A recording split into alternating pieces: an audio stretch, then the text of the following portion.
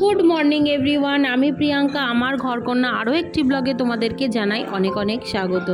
আশা করছি তোমরা যে যেখানে আছো খুব ভালো আছো আর সুস্থ আছো। এখন বাজে ঘড়িতে অলমোস্ট 7:30 আর আমি ব্লগটা তোমাদের সঙ্গে করে নিয়ে এখান থেকে শুরু করছি। দেখো আমার বর ডাকছে ঘুম থেকে ওঠার জন্য, কারণ আমার মেয়ের স্যার আসবে পড়াতে। আনফর্চুনেটলি স্যার পড়াতে না আসলেও তবুও কিন্তু আমরা কিন্তু সকাল সকাল এখন মোটামুটি ঘুম থেকে উঠে যাই। আর ওর স্যার যে আসবে না সেটা আমাকে আগে থেকে ইনফর্মও করেনি, পরে আমাকে বললো যে আমি আজকে যাব না। যাই হোক, ঘুম থেকে তো উঠতেই হবে, কারণ ঘুম থেকে না উঠলে আগে কাজকর্মগুলো না করলে তো হবে না। এখন ঘুম থেকে উঠে গেছি, ঘুম থেকে উঠে আগে কিছু কাচবো, জানো তো। সেদিন আজকে আমি ঘুম থেকে উঠেই আজকে আমি কিছু কাঁচা নিয়ে নিচে চলে গেছি, কারণ আগে দুদিনের কাঁচা আমার জমেছিল। তাই চলো আগে কিছু কাচাকুচি করে নিই, তারপরে কিন্তু ঘরের কাজ করব।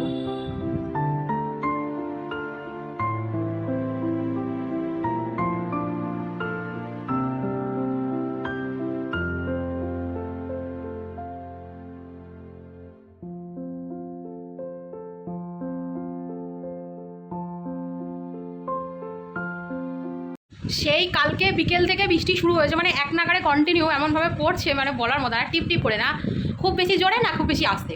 আর এখন আমার ঘর দৌড় আজকে আমার পরিষ্কার করে দিয়েছে আমার বর সকালবেলা। তোমরা তো দেখলেই আমি ঘুম থেকে উঠলাম, তারপরে না কাচতে চলে গেছিলাম। মানে কালকে কাচিনি বলতে কালকে একটু রান্না বান্নাতে দেরি হয়ে গেছিলো দেখে কালকের জিনিসগুলো সব ছিল, মানে তার আগের দিনের জিনিস, কালকের জিনিস সমস্ত কিছু ছিল। আর আজকে যা যা হবে এখন এই বাসি জামা কাপড় থেকে শুরু করে যা যা থাকবে টুকটাক এগুলো আবার দুপুরবেলা কেচে ধুয়ে নেবো, কারণ কালকের জন্য আর অত কিছু রাখবো না।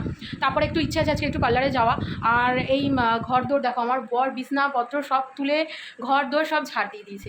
সত্যি এই মানুষটা যদি আমার সঙ্গে না থাকতো না, মানে কি বলবো, আমি হয়তো মানে কোথা থেকে কোথায়, এই যে আজ আমি এখানে দাঁড়িয়ে আছি, একটু হলেও তোমাদের সামনে ক্যামেরার সামনে মুখ দেখাচ্ছি, মানে সবটাই বলতে গেলে আমার বরের ক্রেডিট। হ্যাঁ, তো ও যদি আমাকে পিছিয়ে একটু হেল্প না করতো না, মানে এই ছোটোখাটো কাজগুলোতে, ঘরের কাজগুলোতে বলো, বাইরের তো করেই, সেটা তো কোনো কথাই না, বা ঘরের যে টুকটাক কাজগুলো মাঝে মধ্যে এই যে ঝাড়ফাট দেওয়াগুলো যে এই যে করে দেয়, সত্যি কথা মানে আমি খুব উপকার পাই গো। বিশ্বাস করো যে সবসময় আমি বলবো না যে আমিই করি, তা না, আমার বড় করে মাঝে মধ্যে। ও কিন্তু যখন সত্যি সময় থাকে ও করে দেয়।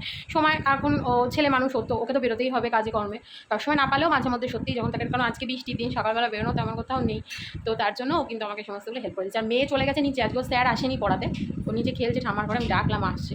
তো চলো বাকি এখন আমার রয়েছে শুধু বাসনটা মেজে তারপরে মেয়েকে স্কুলের জন্য রেডি করি, তারপর আবার তোমাদের সাথে কথা বলছি। ওকে স্কুলে আমাকে পাঠাতেই হবে, এই বৃষ্টি ছাড়া আমি কিছু করার নেই, স্কুল কামাই আমি দিতে পারবো না।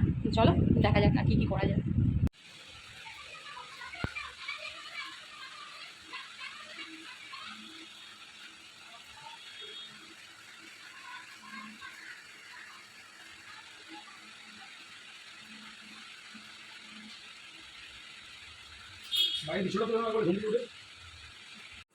আজকে ঘরের লাইট বন্ধ করে দিলে দেখো কেমন অন্ধকার লাগে আমাদের ঘরটা। আর পর্দাগুলো একটাও খোলা হয়নি, মানে জানলাই খুলিনি, যদি বাইরে থেকে মশা ঢোকে ওর জন্য। চলো পর্দাগুলো একটুখানি সরিয়ে দিই, পর্দাটা একটু সরিয়ে দিই।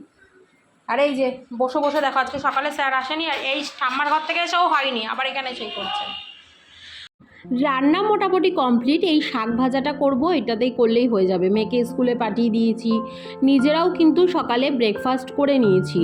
আর এখানে এখন দেখো আমি নোটে শাক কাটছি। এই নোটে শাক কার কার ভালো লাগে একটু কমেন্ট করো তো। আমার তো একদম ভালো লাগে না, জানো। কয়েকটা শাক আছে আমার ভালো লাগে, কিন্তু কয়েকটা শাক আছে না আমার একদমই ভালো লাগে না খেতে। তো যাই হোক, আমার বরের ভীষণ প্রিয়, তাই ও নিয়ে এসছে। আর যাব পার্লারের ভিডিওটা আমি আগের দিন করেছিলাম, মানে আগের দিন পার্লারে গেছিলাম, কিন্তু আমি তোমাদেরকে এই ভিডিওর সাথেই অ্যাড করে দিচ্ছি এই কারণে, কারণ পার্লারের ভিডিওটা শুধু করেছিলাম তো, তাই অনেকটা ছোট ভিডিও ছিল, আর সেক্ষেত্রে ওর জন্য আমি এই ভিডিওর সাথে তোমাদেরকে অ্যাড করে দিলাম। আর এখানে দেখো আমার কিন্তু এখন হেয়ার স্পা করে নিচ্ছে, প্রায় 6 মাস পরে আমি হেয়ার স্পা করছি। কেন জানো তো, আমি টাকা জমিয়ে তবেই কিন্তু হেয়ার স্পা, কেন আমাদের মধ্যবিত্তদের ঘরে ফুটফাট করে প্রত্যেক মাসে ওই পার্লারে গিয়ে 2-3 হাজার টাকা খরচা করাটা সম্ভব না। আমার চুলের লেন্থটা যত অনেকটা বড়, তাছাড়া আমি যেদিনকে পার্লারে স্পা করাই সেদিনকে কিন্তু শ্যাম্পুও করাই, তো সেখানে শ্যাম্পু করতেও বেশি পয়সা লাগে, মানে 300 টাকা মতো তো শ্যাম্পু করতেই নিয়ে নেয়। সেই কারণে কিন্তু আমি তোমার ওই 5-6 মাস পর পর যাই। তবে এবার যে ইচ্ছায় আছে যে আবার এই বছর আর এখন আর করবো না, আবার কালী পুজোর পরে করব। আর এখানে দেখো এখন আমি একটু মুখে জাস্ট ক্লিন আপ করে নিচ্ছি, একটু মুখটা পরিষ্কার দেখার জন্য, কারণ বিয়ে বাড়ি আছে, ভাইপোর বিয়েতে যাব।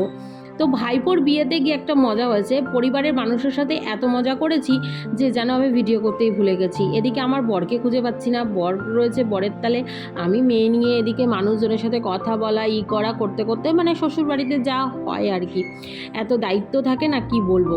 যাই হোক, এখানে এখন দেখো আমি পার্লার থেকে এসে একটু চা করে নিচ্ছি।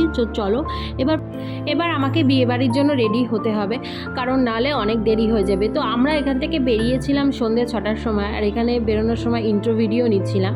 ওই যে বললাম ইন্ট্রো ভিডিও নেওয়াই সার, আমার কিন্তু ওখানে গিয়ে আর ভিডিও করা হয়নি।